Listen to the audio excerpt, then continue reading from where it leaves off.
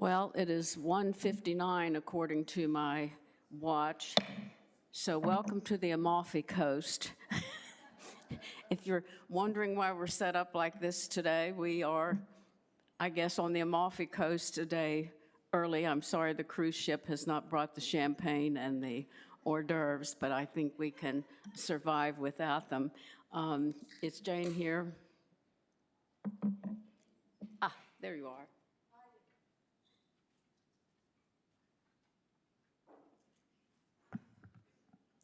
Please join me in prayer.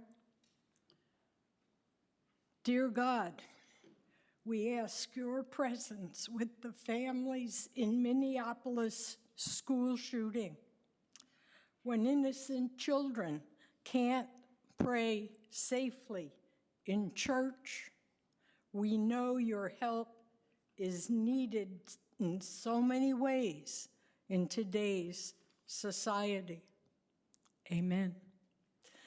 And on a lighter note, as we approach the Labor Day holiday, please remember to say thanks to our team members who come to work every day, even during difficult times. Work also includes those who serve as your council officers here today. Thank you for volunteering.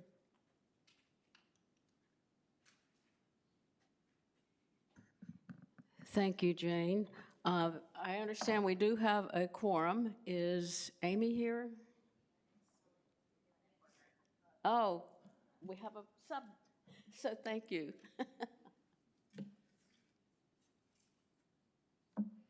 Good afternoon. I'm Kate Seiler. I'm the Associate Executive Director. Amy is unfortunately tied up in another meeting, so she's asked me to step in for her today to go over her administration report. For occupancy, we are at 94% occupied in independent living and 97% occupied and reserved. We have many new residents moving in within the next few months. We have 2 new families scheduled to move in during September and 4 new move-ins scheduled in September and 5 more in October. Elevator update. Ann Williams will talk more about our elevator number 13 situation. It's good news. I will say that we have a temporary fix and are excited to work with Metro Elevator, who seem to be more available and responsive to our needs. The pond update. So thank you all who have attended our recent pond plan review meeting last week. We are focused on working with environmentalists to improve the overall health of the pond, and we'll also work with Katie to work on the appearance. James is currently making arrangements for a cleanup of deposited silt and getting pricing on a fountain that will help with circulation. Marketing in the Fresh Eyes group will also work with James and Katie to make sure the pond and its landscape is aesthetically pleasing. Walk to End Alzheimer's. The fall Walk to End Alzheimer's is soon approaching. Cedarfield will again bring a walking group to the event and do some fundraising to support the organization. Our annual kickoff will be held on Friday, September 5th with a community-wide walk led by Carol Thompson. We are also arranging a pancake breakfast, but the date has yet to be confirmed. I will say more to come on the Walk to End Alzheimer's next week during Town Hall. We are finalizing some plans with that. And an update on EFIS. Our EFIS project is moving quickly. Thank you to those who have had their windows replaced for working with the team. I've had very few concerns lately, and I think the installation team has got the system down so that they are functioning efficiently and effectively. The James River team continues to work on the damaged pergolas in the front of the building. Our plan remains the same as promised. Operations will shut down late November through early January so that residents are not inconvenienced during the holiday season. That's Amy's report. Thank you.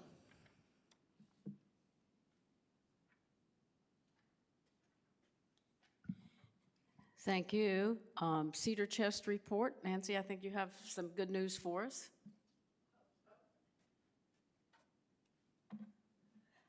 I hope that each of you that wanted ice cream yesterday got in line and got a good scoop from Gelati Celeste, on behalf of the Cedar Trust, we wanted to thank all the residents and the team workers for their support. So, anyway. This past month, with 2 sale days and the auction, we have taken in just over $3,000. So we're well on the way to next year's donation to everything. We have been working this week several days to transition summer clothes into storage and pull out winter clothes. So please come next Thursday, not tomorrow. Tomorrow's another work day, or we will receive goods tomorrow. But come and shop and find your new winter clothes at our store. Thank you.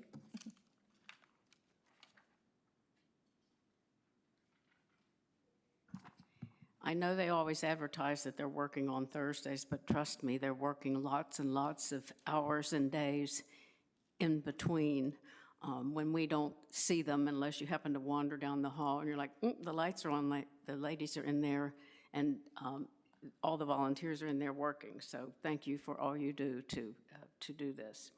VACRA? Charlotte, that's you today? Uh-oh, we give Charlotte a thing here. Do you have your membership things with you? And you can help me give them out. Good afternoon. There were no planned programs in July or in August for VACRA. We always take those 2 months off. However, we did sponsor 2 films during the summer. The first was The Bucket List, shown in July. The second one was Flow, shown in August. September 19th will be our first program for the fall. We will have Dr. Earl White, who is a consultant, a published author, and frequent speaker at ethic venues and conferences, and is a certified healthcare ethics consultant. Our October program will feature Cedarfield team members from social work, assisted living, and healthcare. They will be discussing and answering your questions on the changing levels of service. How is the decision made? Who makes the decision? What is the process? We will have Lauren Burnett, who is the assisted living administrator, Melissa Ellison, independent living social worker, and Caitlin Saylor, our associate executive director. The November program will be a members-only breakfast/business meeting on November the 21st. There will be no program planned for December. That'll be too close to Christmas. We've already planned and confirmed many programs for 2026. We continue to fine-tune them. We want to ask, it's a fly. We want to ask your help in looking for topics of programs. If you know of a speaker or have in mind a topic that you feel everybody else might be interested in, or this is something we really need to be educated on, please let us know.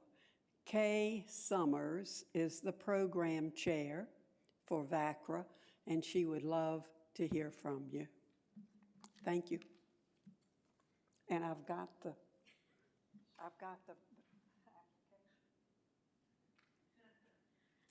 I would be very disappointed if I had Charlotte up here and she didn't have those membership forms with her. She's always out there promoting VACRA. Okay, the minutes, are there any additions or corrections to the minutes? If not, then they stand approved as circulated. I do have a couple of announcements, and that is please check your information in the Cedarfield directory and on the resident directory on the app if you use it. I've tried to make myself use the app more, and I've found that when I look up a couple directory things in there, not all of your information may be on the app. So just kind of double check. If you need to correct any of the information, there are forms available in the Business Center that you can use to fill out and give to Mariah to correct your information. And I want to give a shout out to our Communications Committee and our publishers, our team that does the Cedarfield Voices. I hope all of you have read the latest edition. I can guarantee you this is one of the best publications you will ever see put out by a community like ours, very professionally done. So I always want to give a shout out to the people who put it together, the people who write for it. It's a document we can all be proud of. And also my secretary has said, please announce that there is a Labor Day weekend coming up, which means she will not have access to the copy machine on Monday, so your minutes will be delayed until at least Tuesday of this week. Okay, committee reports. Is Jim here from dining? I know he sent a written report. Does anybody have any questions about that? Okay, Frank, do you have anything you need? Okay. Oh, she stole my sign.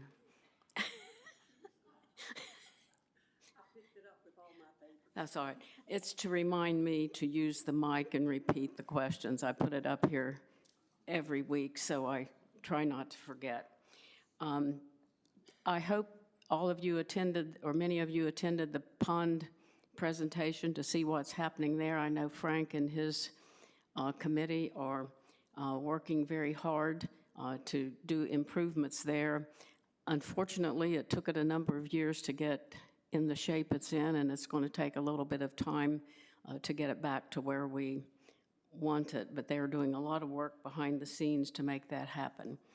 Ann, I know you have some important information about elevators and other things related to facilities. Thanks. The good news was yesterday the elevator near the hub is currently working. The main problem with the elevator is it does need a new circuit board, and one is on order. Cedarfield, for some many moons, months, years, has been disappointed in the service provided by our elevator contract, but they had to clean up all the work at all of the Cedarfield locations in order to terminate the contract. So we have been moving through a 90-day contract termination, which ends on September 1, and we do have a new service provider that will start September 1. The old service provider came as soon as the elevator went out of order, said it needs a new part, ordered it, and then has refused to answer phone calls, emails, anything for weeks and weeks and weeks. So James finally said, even though the contract hasn't started yet, we'll pay you to come out here and assess the problem. They agreed we need a new circuit board, but they said in order to make it work, we can slow the speed down and it will work. Why didn't the old elevator service contract people do that for us months ago? So it has been unusable, now it's working, and eventually will have to be taken down for probably a day sometime to put the new circuit board in when it gets there. But thank goodness the new elevator people are responsive. Staffing in maintenance and engineering continues to be a problem. They have one staff member who has been out a long time on long-time health issue. And I did ask James, how long can somebody be out before the position gets freed up to fill? They can be out up to 10 months. And so that person is still out. We had another one out with a knee replacement. He's due back in a couple of weeks. That's good. 3 vacant technician positions remain open. and we've advertised those. One candidate has been identified to work with turnovers, and we still have 3 full-time positions to fill. The great news is the admin position was recently filled by Bailey Lane, and for those of you who have not met her, she's quite responsive. So if you haven't met her, stick your head in the maintenance office sometime, introduce yourself. She's a good addition. A water leak occurred on the lane last week down near the far end of the lane. It has been repaired. It was repaired over the weekend by Henrico County. It's got a temporary patch in the middle of the road. Henrico will be back to do a more permanent fix at some point. Handicap parking spaces. I'm going to do a guess and say that probably 85% of us qualify for handicapped parking. 85% of, let's just say, independent living. Let's not even count those in the licensed areas. There are few handicapped parking spaces. Some people have taken to parking in them 24 hours a day, 7 days a week. And what that does is hurt the rest of us who have ability to use handicapped parking. They should be used for a limited time period. Cedar Field cannot say, you only have 2 hours or 4 hours to use it. We used to have some signs up that said limited to 2 or 4, but then found out we cannot legally say that to people. But the purpose of them is you've got a heavy package in your car, so you pull into a handicap, you unload the heavy package, you go move your car, get your package wherever it is, and that frees up that space for others who then have a meeting, coming to dinner, a visitor coming to see somebody who needs a handicap space. And I know you cannot tell by looking at an individual whether or not they need a handicap space, but you can tell by certain people that they desperately need a handicap space. So all I would ask is that you please be considerate of all of the rest of your brothers and sisters who are living here or coming to visit, and use those spaces temporarily and then move your car. Reminder that the spaces up front, in front of Town Center, are not to be used for overnight parking. I will admit, I am not the ticket provider, so I have no authority to tell you to move your car, but please be cognizant of the parking rules around here. Any questions of facilities? Thank you.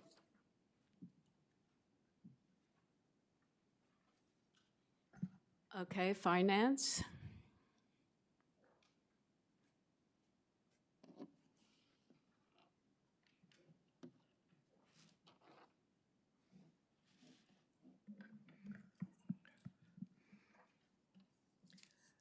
The Finance Committee met on August 5th to discuss the financial results for the fiscal year. David Taylor, who's the Business Office Director, gave us information on Cedar Field, Hermitage Capital Reserve, and some other information that we'll briefly go over. On the Cedar Field revenue, that revenue was 4% above budget, and the major factor was that we had not budgeted money from Medicare. All year, we had worried about the occupancy rate because of the new addition of assisted living. But at the end of the year, we had 93%, so that helped a lot. Our operating expenses were 3% above budget. There was an increase in dining for staff and food. Nursing also had an increase in staffing cost, and maintenance costs were very high due to apartment and cottages being refurbished for new tenants. And the change in net assets came in 10% above budget, and in the non-operating changes were below budget, whereas contributions and investment income were higher, and in the expense side was as budgeted. So by the time we got to the end of the year, we came in positive and above budget. So good results. I will be attaching a statement, the Cedar Field statement, with the minutes so that you can see it for yourself. David also presented our capital expenses. which for the year were $8.1 million. The largest expenses were for building renovations, which were $3.1 million, resident renovations, $2.8 million, and window replacement, $1.2 million. We reviewed the assets and liabilities for HCRC, which is Hermitage Capital Reserve Corporation. They have grown based on the sales of Hermitage Eastern Shore and Hermitage Northern Virginia. These assets were used to purchase Hermitage Three Chop and Hermitage Deep Run. At the end of the year, HCRC did close operations for Senior Living Partners, which included Affirmation Home Health. But at the end of the year, their assets were $52 million, less liabilities of $5 million, so we had a total net of $47 million in assets in that entity. In our discussion, we were talking about the nonprofit entities of Pinnacle Living Obligated Group. And the obligated group consists of Cedarfield, Hermitage Richmond, Hermitage Roanoke, Hermitage Three Chop, Hermitage Deep Run, Pinnacle Advantage, and the corporate office. That's called the obligated group. Cedarfield was the most successful in the obligated group, but it gives us an advantage because it allows us to have a nonprofit status as being a part of that group. So we do not want to separate us out of there. That is our advantage. The comments on the entities did include Hermitage Richmond's improvement due to renovations. Renovations to apartments. And then we also noted there's a lack of growing market in Hermitage Roanoke, which is something that will have to be addressed in the future. There is also, if we're Hermitage Three Chop and Hermitage Deep Run, generally takes 3 years for a new entity to show a profit. So they did not this year, but that was quite normal and expected.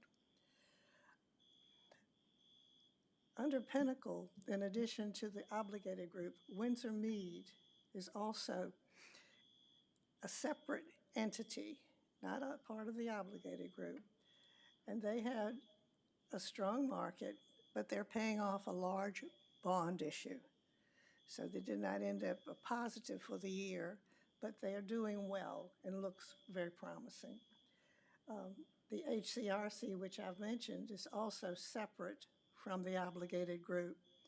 And as I already said, their funds can only be used for other Pinnacle entities. So we don't have to take Cedarfield's money and use them for some other entity. HCRC is designed to help all the different entities, including us. The management of Pinnacle believes that they are very sound financially, and they offered these reasons: good management, good local market, strong balance sheet, investments in HCRC, significant capital expenditures to update properties and keep them attractive, and they've made investments in team member wages and in other areas. We also discussed cyber attacks and found out Pinnacle Living has budgeted for cybersecurity. They have cybersecurity policies and procedures, which include training and testing team members in preventing phishing attacks. And Pinnacle also has cybersecurity insurance. For the future, we are planning a meeting which will involve the residents and Pinnacle management after the audited statements are issued, which is usually sometime during September. So you will be getting a notice when that meeting will take place. Any questions? Yes, ma'am. Regarding the two facilities that were purchased, the one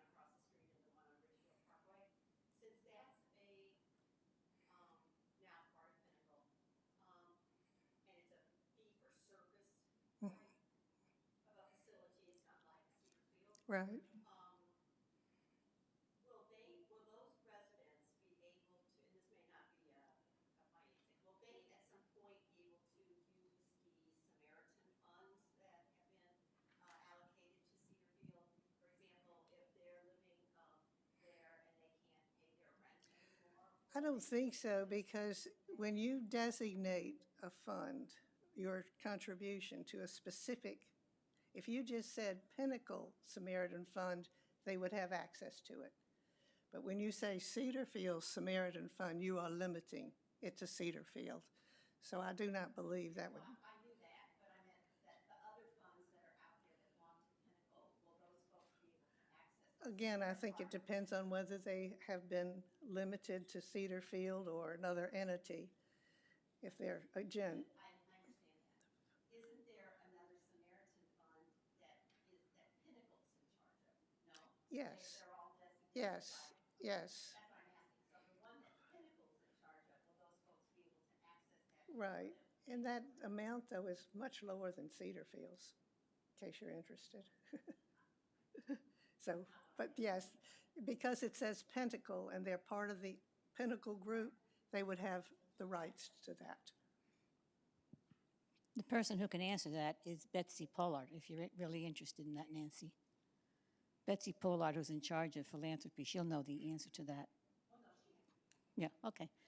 My question is, you said that we have to stay under Pinnacle with everybody else because it gives us the right to be a tax-exempt organization.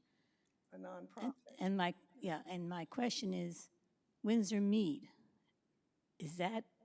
It's also nonprofit, but it has met the criteria. It's meeting the criteria that the government has established for nonprofits. There's been some discussion whether we would or wouldn't, but being a part of the group keeps us safe. Okay, but they're not part of the group per se, but they are also. Yes, they Okay. are also nonprofit. Thank you, thank you. Anyone else?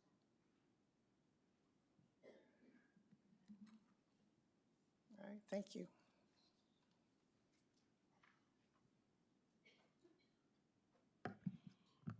Remember, not-for-profits invest their money back into their own business.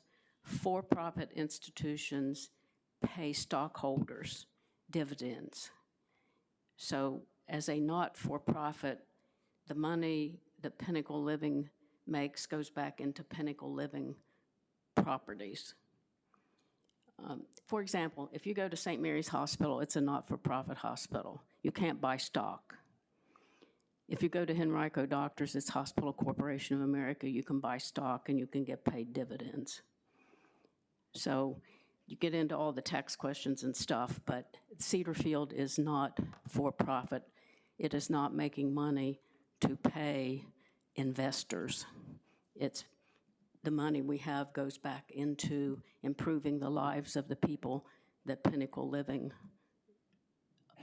ministers to. We sometimes forget that as a Methodist entity, if you go to a Methodist church, there's always an opportunity to give to a Samaritan fund. And that is a very general, comes from Methodist churches all over and goes into charitable funding. So it's nice we're a not-for-profit. We don't have to worry about our monthly fees or paying somebody a nice dividend out there somewhere. They're coming back to the people that Pinnacle Living supports. Have I gotten that right? For my semi-boss over there, yes. I think that's one of the things people forget sometimes to look at when they're looking at a retirement community. Is it for-profit or is it not for-profit? If it's for-profit, they're into making money. We're not into losing money, but we're not paying stockholders. Okay, religious life. Jane, do you have anything you want to say? Remember, religious life, if you come to church services here on Sunday, you see their efforts. Their angel fund does a tremendous amount of good here, but of course, all of those are private. We don't advertise who we give opportunities to, nor should we. but know that they are very faithful about helping our team members and handling the Angel Fund very well. Safety, you got a written report. As always, they are looking out for our best interests and any safety things around the campus. They do the good neighbor policy. They are aware that our pendant system may need some upgrading in the future, but if you have a safety issue, be sure to let Ray or a member of that committee know so they can follow up on it. Wellness and leisure, I know Nancy has some updates for us.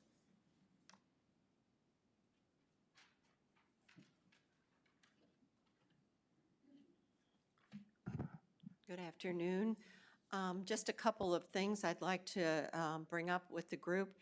Our committee continues to work with residents on having their dogs be trained to become therapy dogs. We surveyed all of the dog owners in Cedarfield, and 8 people have said they were interested in attending classes to have their dogs become certified therapy dogs.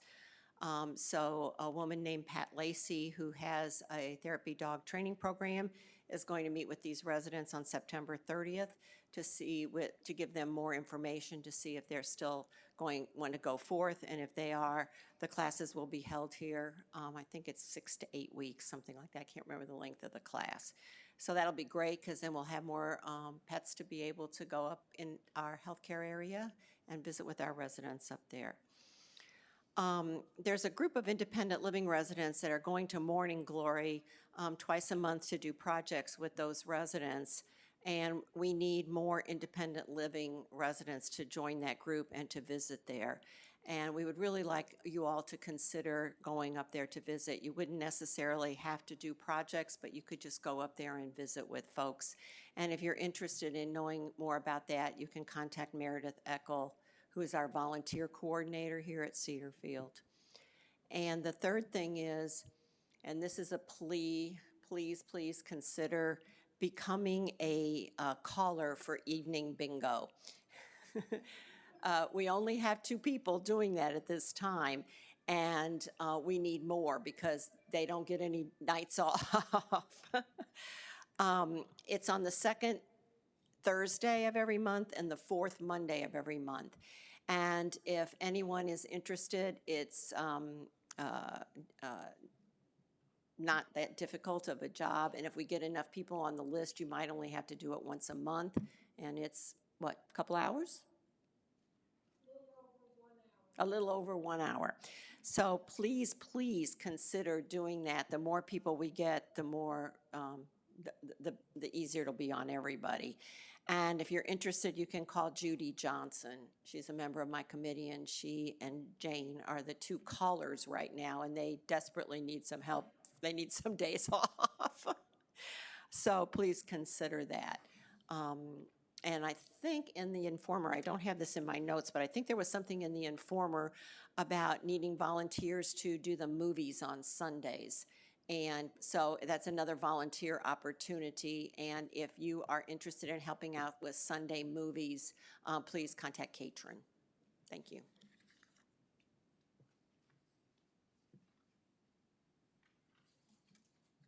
Okay, did I leave anybody out? Is there any other committee that would like to give a report?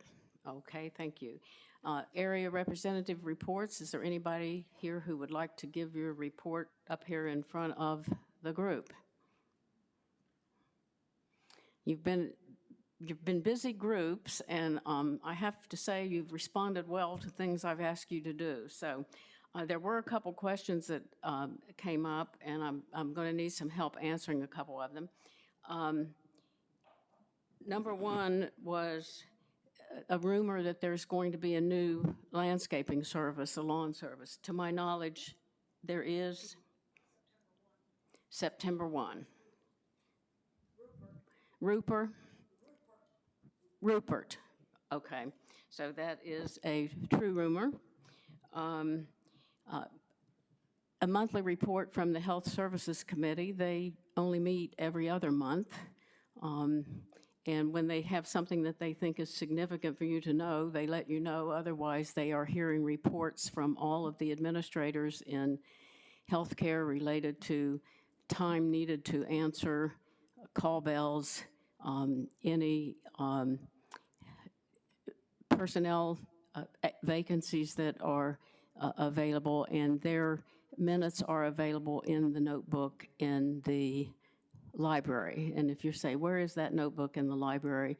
If you go in the library and you look at the shelves on the wall on the right, on the very bottom shelf, there are some white notebooks, and the committee minutes notebook is one of those notebooks. And then, Ann, help me here, who is responsible for refreshing cottages? Yeah, is that maintenance? Okay, so if you are concerned that you think your apartment or cottage has not been refreshed in the time limit it should have, they got behind during COVID. They are catching up, but call maintenance and find out directly from them when you are scheduled, or if you did not get scheduled, why that happened. I don't want to speak for them, so always best to go to the source.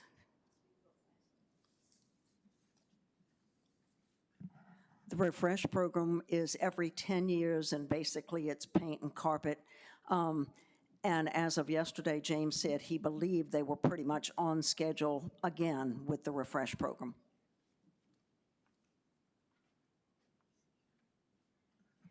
COVID disrupted a lot of things around here, and for those of you who were presidents during that time, you have my empathy, because I cannot imagine what it was like living here through all of that. It was enough for those of us who weren't living in a group situation.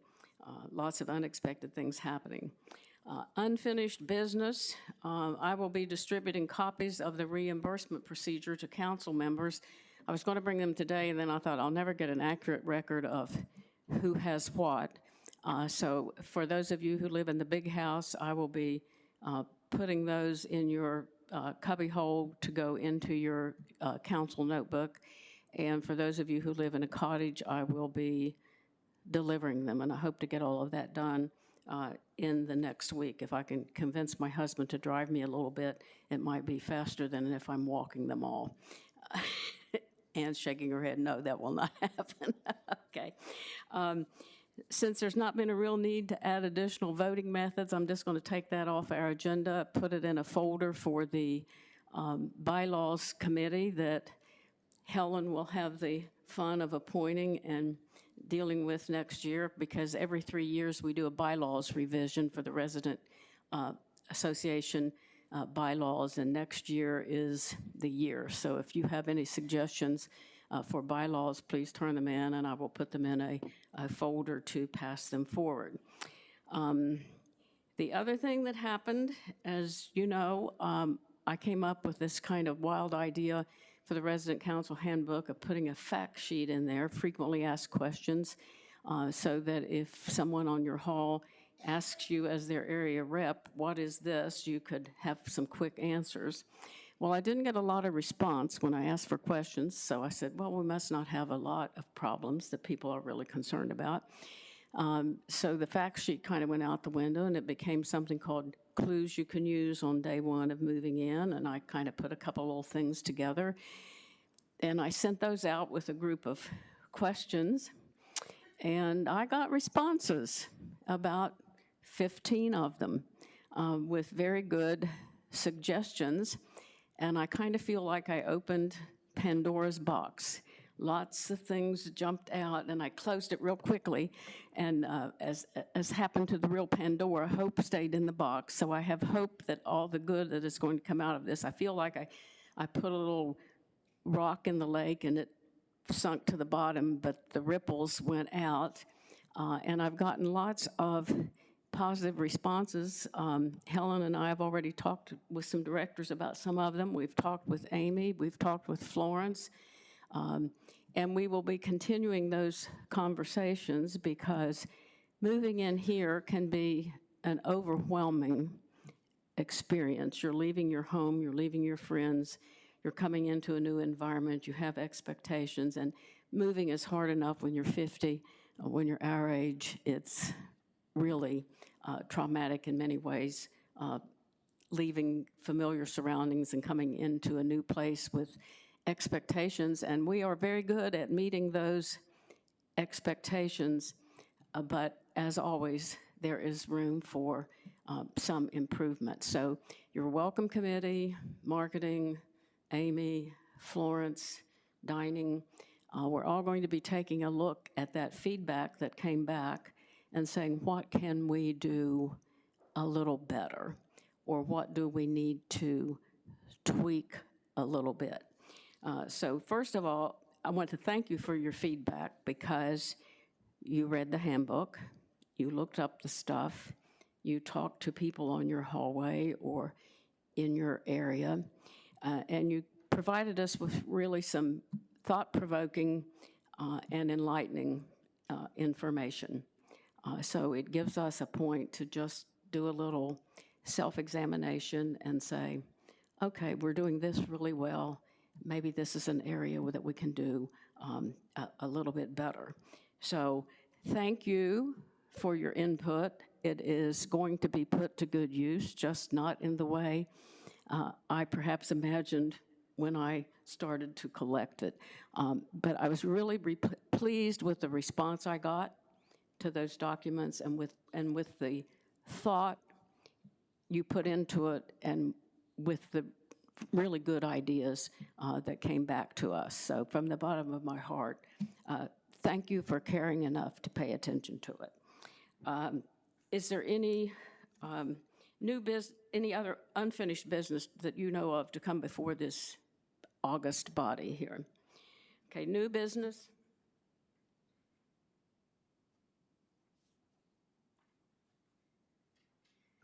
Another idea whose time may come to bite the dust as far as the Resident Council Handbook is concerned.